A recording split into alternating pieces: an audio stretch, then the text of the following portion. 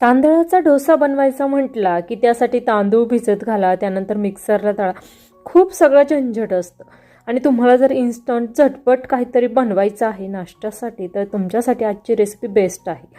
हा डोसा पाहिल्यानंतर तुम्हाला समजलं देखील नसेल की हा ज्वारीच्या पिठापासून हा डोसा बनवलेला आहे, परंतु होय, ज्वारीच्या पिठापासूनच हा डोसा बनवलेला आहे. परफेक्ट रंगावर परफेक्ट कुरकुरीतपणा आलेला आहे.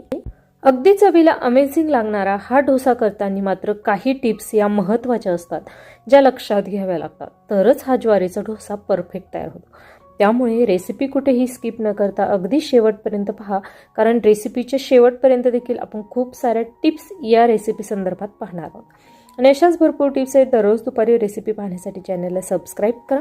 हाय हॅलो नमस्कार, मी कविता तुमच्या आवडत्या कविताच किचनमध्ये स्वागत करते. आज आपण ज्वारीचा कुरकुरीत पेपर डोसा कसा बनवायचा ते पाहूया. त्यासोबत ओल्या नारळाची चटणी देखील पाहणार आहोत. या ठिकाणी छान कुरकुरीत क्रिस्प येण्यासाठी पाऊण डबा भरून एवढा बारीक रवा घेतलेला आहे. आता रव्यामध्ये थोडंसं पाणी टाकून आपण हा रवा भिजत घालणार आहोत. आता दोन पद्धतीने तुम्ही रवा वापरू शकता. एकतर जो कोरडा रवा आहे तो मिक्सरला दळून घेऊन त्याचं पीठ करून त्यानंतर तो ज्वारीच्या पिठामध्ये मिक्स केला तरीही चालेल, परंतु या ठिकाणी तशा पद्धतीने न मिक्स करता मी अशा पद्धतीने भिजत घातलेला आहे, जेणेकरून तो मिक्सरला छान असा बारीक दळला जातो.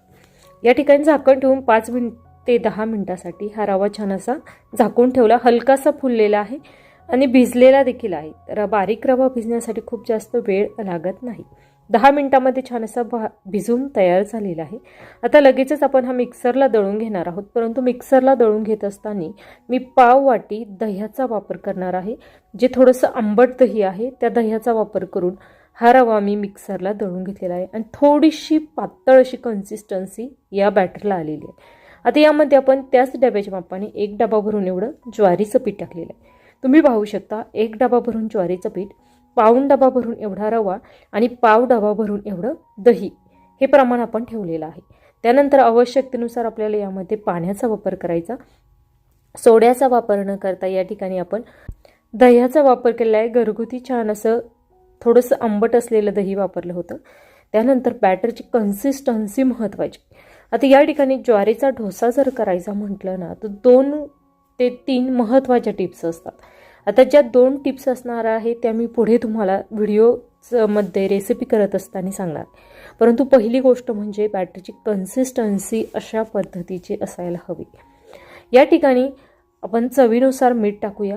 डोसा बिघडण्याचं बऱ्याचदा कारण हे असतं की बॅटरची कन्सिस्टन्सी कधी कधी खूप पातळ असते, कधी कधी खूप थिक असते. त्यामुळे डोसा एकसारखा स्प्रेड